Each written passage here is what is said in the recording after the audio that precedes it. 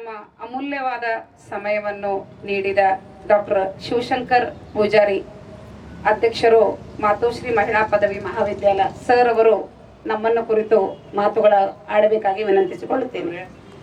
ಹೊನಗಂಜಿ sir ಅವ್ರ ಬಗ್ಗೆ ನಾನು ಬಹಳಷ್ಟು ಮಾತಾಡ್ಲಿಕ್ಕೆ ಇಷ್ಟಪಡ್ತಾ ಇದ್ದೀನಿ. ಯಾಕಪ್ಪ ಅಂತಂದ್ರೆ ನಾನು ಕೂಡ ಅವರ ಒಂದು ಮಾರ್ಗದರ್ಶನದಲ್ಲಿ ಒಂದು ಸಣ್ಣ ಶಿಕ್ಷಣ ಸಂಸ್ಥೆಯನ್ನ ಕಟ್ಟಿರ್ತಕ್ಕಂಥ ಅಮ್ಮ ಎಜುಕೇಶನ್ ಟ್ರಸ್ಟ್ ಮಾತೋಶ್ರೀ ಮಹಿಳಾ ಪದವಿ ಮಹಾವಿದ್ಯಾಲಯ STBT ಅಲ್ಲಿ ನಾನು 3 ವರ್ಷದಿಂದ ಓಪನ್ ಮಾಡಿದ್ದೀನಿ. ಇವಾಗ ಸುಮಾರು ನನ್ನ ಬಳಿ 600 ವಿದ್ಯಾರ್ಥಿನಿಯರು ನಮ್ಮ ಕಾಲೇಜಿನಲ್ಲಿ ಓದ್ತಾ ಇದ್ದಾರೆ. ಬಿಕಾಸ್ ಆಫ್ ಶರಣು ಸರ್ ಅವರ ಕೃಪೆ ಮತ್ತು ಆಶೀರ್ವಾದದಿಂದ ಅಂತ ನಾನು ಹೇಳಿಕ್ಕೆ ಇಷ್ಟಪಡ್ತೇನೆ. ಆತ್ಮೀಯ ವಿದ್ಯಾರ್ಥಿನಿಯರೇ, ತಾವೆಲ್ಲರೂ ಪ್ರಥಮ ವರ್ಷಕ್ಕೆ BA ಮತ್ತು BCom MSW ಕೋರ್ಸಿಗೆ ಪ್ರಥಮವಾಗಿ ಅಡ್ಮಿಷನ್ ತಗೊಂಡ್ರಿ. ತುಂಬಾ ಸಂತೋಷ ಆಗ್ತಾ ಇದೆ. ವೈಯಕ್ತಿಕವಾಗಿ ನನ್ನ ಪರವಾಗಿ ವೇದಿಕೆ ಮೇಲೆ ಆಸೀನರಾಗಿರ್ತಕ್ಕಂಥ ಎಲ್ಲ ಉಪನ್ಯಾಸಕರ ಮಿತ್ರರ ಪರವಾಗಿ ತುಂಬು ಹೃದಯದ ಮತ್ತೊಮ್ಮೆ ಸ್ವಾಗತವನ್ನು ಕೋರುತ್ತೇನೆ. ಅದೇ ರೀತಿ ಆತ್ಮೀಯ ವಿದ್ಯಾರ್ಥಿನಿಯರೇ, ತಾವು ಆಯ್ಕೆ ಮಾಡ್ಕೊಂಡಿರ್ತಕ್ಕಂಥ ಕಲಾ ಆಗಿರ್ಬೋದು, ವಾಣಿಜ್ಯ ಆಗಿರ್ಬೋದು, ಒಳ್ಳೆ ಕೋರ್ಸ್ ಅನ್ನ ಆಯ್ಕೆ ಮಾಡ್ಕೊಂಡಿದ್ದೀರಿ. ಅದರ ಜೊತೆಗೆ ಒಳ್ಳೆ ಕಾಲೇಜನ್ನ ತಾವು ಆಯ್ಕೆ ಮಾಡ್ಕೊಂಡಿರಿ ಅಂತ ಹೇಳಕ್ಕೆ ನನ್ಗೆ ತುಂಬಾ ಸಂತೋಷ ಆಗ್ತಾ ಇದೆ. ಯಾಕಪ್ಪ ಅಂತಂದ್ರೆ ನನ್ನ ವಿದ್ಯಾರ್ಥಿನಿ ಭಾಗ್ಯಶ್ರೀ ಆಗಿರ್ಬೋದು, ನನ್ನ ಆಳಂದನಲ್ಲಿ ನಾನು ಕಲಿಸಿರ್ತಕ್ಕಂಥ ವಿದ್ಯಾರ್ಥಿನಿ ಭಾಗ್ಯಶ್ರೀ ಈ ಕಾಲೇಜಿನಲ್ಲಿ ಒಬ್ಬ ಅನುಭವಿ ಉಪನ್ಯಾಸಕಿಯಾಗಿ ಇಲ್ಲಿ ನಿರ್ವಹಿಸ್ತಾ ಇದ್ದಾರೆ ಅಂದ್ರೆ ತುಂಬಾ ಸಂತೋಷ ಆಗ್ತಾ ಇದೆ. ಅದರ ಜೊತೆಗೆ ಇಲ್ಲಿರ್ತಕ್ಕಂಥ ಪ್ರತಿಯೊಬ್ಬ ಉಪನ್ಯಾಸಕಿ ಸಹೋದರಿಯರು ಹಾಗೂ ಉಪನ್ಯಾಸ ಸಹೋದರರು ತುಂಬಾ ಒಳ್ಳೆಯವರಿದ್ದಾರೆ. ಮತ್ತು ವಿದ್ಯಾರ್ಥಿಗಳು ಕೂಡ ಅಷ್ಟೇ ಶಿಸ್ತುಬದ್ಧವಾಗಿ ಪಾಠ ಪ್ರವಚನವನ್ನು ಕೇಳ್ತೀರಿ ಅಂತ ನಾನು ಸದಾ ಯೂನಿವರ್ಸಿಟಿಯಲ್ಲಿ ಅಣ್ಣವ್ರು ನನಗೆ ಯಾವಾಗ್ಲೂ ಸಿಗ್ತಾರೆ. ಶರಣಣ್ಣವ್ರು ನಾನು ಸದಾ ಅವ್ರು ಸಿಕ್ಕಾಗ ಅದೇ ಕೇಳ್ತೀನಿ, ಹೆಂಗ್ ನಡೆದ್ರಿ ಅಣ್ಣ ಕಾಲೇಜ್ ಎಲ್ಲ ನಡೆದ್ರಿ ಅಣ್ಣ, ಚೆನ್ನಾಗ್ ನಡೆದ ಅದೇ ಅಂತ. ಅದೇ ರೀತಿ ಒಳ್ಳೆ ವಿದ್ಯಾರ್ಥಿನಿಯರ ಗುಟ್ಟು ಈ ಕಾಲೇಜ್ನಲ್ಲದ. ಒಳ್ಳೆ ರಿಸಲ್ಟ್ಸ್ ಗಳನ್ನು ಕೂಡ ತಾವು ಕೊಡ್ತಾ ಇದ್ದೀರಿ. ಗುಲ್ಬರ್ಗಾ ವಿಶ್ವವಿದ್ಯಾಲಯ ಸುಮಾರು 700 ಕಾಲೇಜ್ಗಳಲ್ಲವ. ಆ 700 ಕಾಲೇಜ್ಗಳಲ್ಲೂ ಅನನ್ಯ ಕಾಲೇಜ್ ಕೂಡ ಒಂದು ಅತ್ಯಂತ ಪ್ರಮುಖವಾಗಿ ಬೆಳೀತಾ ಇದೆ ಅಂತ ಹೇಳಿಕ್ ನನ್ಗೆ ತುಂಬಾ ಸಂತೋಷ ಆಗ್ತಾ ಇದೆ. ಯಾಕಪ್ಪ ಈ ಮಾತು ಹೇಳ್ತಾ ಇದ್ದೀನಿ ಅಂದ್ರೆ ಸುಮಾರು ಈ ಕಾಲೇಜಿನ ರಿಸಲ್ಟ್ ಗಳನ್ನ ನೋಡಬಹುದು, ಇಲ್ಲಿರ್ತಕ್ಕಂಥ ಡಿಸಿಪ್ಲಿನ್ ಆಗಿರ್ಬೋದು. ನನ್ನ ಆತ್ಮೀಯಗಳ ಸಂಜೀವ್ ಕುಮಾರ್ ಅವರು ಈ ಕಾಲೇಜಿಗೆ ಸೆಂಟರ್ ಕೊಟ್ಟಾಗ ನಾನು ವಿಸಿಟ್ ಮಾಡಿದ್ದೆ. ಇವತ್ತು ಅವರು ನಮ್ಮನ್ನ ಅಗಲಿದ್ದಾರೆ. ಅವರನ್ನ ನಾವು ಈ ವೇದಿಕೆ ಮುಖಾಂತರ ನೆನೆಸ್ಕೊಳ್ಬೇಕಾಗ್ತದೆ.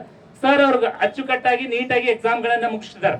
ಸುಮಾರು ಕಾಲೇಜ್ಗಳದ್ದು ಏನೇನೋ ಸಮಸ್ಯೆಗಳದಾವ, ಈ ಕಾಲೇಜದು ಒಂದು ಸಮಸ್ಯೆ ಇಲ್ಲ. ಯೂನಿವರ್ಸಿಟಿನಲ್ಲಿ ಒಳ್ಳೆ ರಿಸಲ್ಟ್ಸ್ ಗಳನ್ನ ಕೊಟ್ಟಿದ್ದಾರೆ. ಅದಕ್ಕೆಲ್ಲ ಕ್ರೆಡಿಟ್ ಯಾರಿಗೆ ಹೋಗ್ಬೇಕಪ್ಪ ಅಂತಂದ್ರೆ ಸಂಸ್ಥೆ ಅಧ್ಯಕ್ಷರಾಗಿರ್ತಕ್ಕಂಥ ಶರಣು ಹೊನಗಜ್ಜಿ ಅವ್ರಿಗೆ ಹೋಗ್ಬೇಕು, ಧರ್ಮಪತ್ನಿಯರಾಗಿರ್ತಕ್ಕಂಥ ಸುಷ್ಮಿತಾ ಮೇಡಮ್ ಅವರಿಗೆ ಆಗಿರ್ಬೇಕು, ತಾಯಿ ಬಸಮ್ಮ ಅವರಿಗೆ ಆಗಿರ್ಬೇಕು. ಅದೇ ರೀತಿ ವೇದಿಕೆ ಮೇಲೆ ಆಗಿರ್ತಕ್ಕಂಥ ಎಲ್ಲ ಉಪನ್ಯಾಸಕರಿಗೆ ಸಲ್ಲಬೇಕು ಅಂತ ಹೇಳುತ್ತಾ, ಆತ್ಮೀಯ ವಿದ್ಯಾರ್ಥಿನಿಯರೇ, ತಾವು ಮುಂದೆ ಗುರಿಯನ್ನು ಇಟ್ಕೊಂಡು ವಿದ್ಯಾಭ್ಯಾಸವನ್ನ ಮಾಡ್ರಿ. ಗುರುಗಳಾಗಿ ಸದಾ ನಾವು ನಿಮ್ಮ ಬೆನ್ನೆಯಿಂದ ಇರ್ತೇವೆ. Student life is golden life ಅಂತ ಹೇಳ್ತೀರಿ. when the student life is like a golden life, the availability of the raw material are using in a systematic way, then only the student life is like a golden life.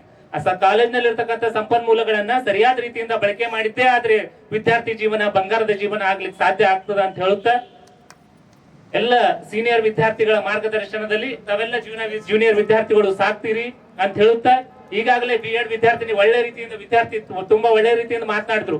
ಆ ಒಬ್ಬ ವಿದ್ಯಾರ್ಥಿಯಿಂದ ತಾವೆಲ್ಲರೂ ಕಲಿಬೇಕಾಗಿದ್ದು ಏನಪ್ಪಾ ಅಂತಂದ್ರೆ ಮಾನವೀಯ ಮೌಲ್ಯಗಳನ್ನ ಈ ಕಾಲೇಜ್ನಲ್ಲಿ ಕಲಿಸಿದ್ದಾರೆ ಅಂತ ಅವ್ರು ಎದೆತಟ್ಟಿ ಹೇಳಿದ್ರು. ಯಾಕಪ್ಪ ಅಂದ್ರೆ ಅವ್ರ ಬಳಿ ಇರ್ತಕ್ಕಂಥ ಕಾನ್ಫಿಡೆನ್ಸ್ ಲೆವೆಲ್, ಅವ್ರು ಈ ಕಾಲೇಜ್ನಲ್ಲಿ ಕಲ್ತಿರ್ತಕ್ಕಂಥದ್ದು ಶಿಸ್ತು, ಪಾಠ ಪ್ರವಚನಗಳು, ಕಲಿಕೆಯ ಜೊತೆಗೆ ಆಟ ಪಠ್ಯಂತರ ಚಟುವಟಿಕೆಗಳು ಕೂಡ ಈ ಕಾಲೇಜ್ನಲ್ಲಿ ನಡೀತಾವ ಅಂತ ನಾನು ಸದಾ ನೋಡ್ತಾ ಇರ್ತೀನಿ. ಫೇಸ್ಬುಕ್ ನಲ್ಲಿ ಬಿಡ್ತಾರ, ವಾಟ್ಸ್ಆಪ್ ನಲ್ಲಿ ಬಿಡ್ತಾರ. ಪ್ರತಿಯೊಂದು ಜಯಂತಿಗಳನ್ನ ಈ ಕಾಲೇಜ್ನಲ್ಲಿ ಮಾಡ್ತಾರೆ. ಯಾವ ಕಾಲೇಜ್ನಲ್ಲಿ ಮಾಡ್ತಾರೋ ಬಿಡ್ತಾರೋ ಗೊತ್ತಿಲ್ಲ.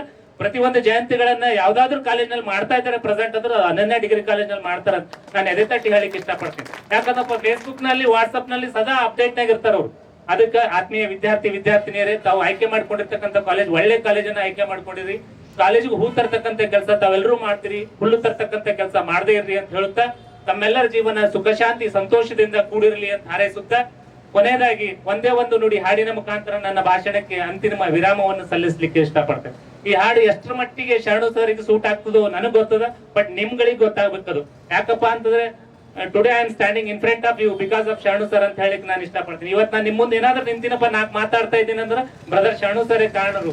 ಅದಕ್ಕೆ ನಾನು ಈ ವೇದಿಕೆ ಮುಖಾಂತರ ಒಂದೇ ಒಂದು ನುಡಿಯನ್ನ ಹಾಡ್ಲಿಕ್ಕೆ ಇಷ್ಟಪಡ್ತಾ ಇದ್ದೀನಿ.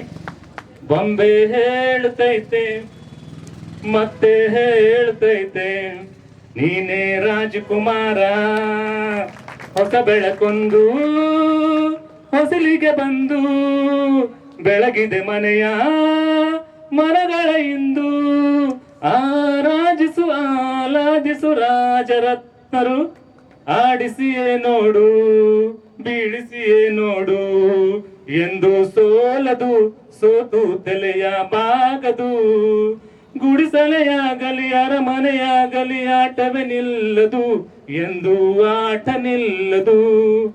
ಹಿರಿಯರೇ ಇರಲಿ ಕಿರಿಯರೇ ಬರಲಿ ಭೇದವೇ ತೋರದು ಎಂದು ಭೇದ ತೋರದು. ಎಲ್ಲ ಇದ್ದು ಏನು ಇಲ್ಲದ ಹಾಗೆ ಬದುಕಿರುವ ಆಕಾಶ ಮೋಡದ ಕೈಯ ನೆನೆದು ಪ್ರೀತಿ ಹಂಚಿರುವ ಜೊತೆಗಿರು ನೀನು ಅಣ್ಣನ ಹಾಗೆ ಅಣ್ಣಲೆ ಕಾಯೋ ವಿನಯದಿ ಹೀಗೆ ನಿನ್ನನ್ನು ಪಡೆದ ನಾವು ಪುನೀತ ಬಾಳು ನಗು ನಗುತ್ತ ಬೊಂಬೆ ಹೇಳ್ತೈತೆ ಮತ್ತೆ ಹೇಳ್ತೈತೆ ನೀನೇ ರಾಜಕುಮಾರ. Thank you.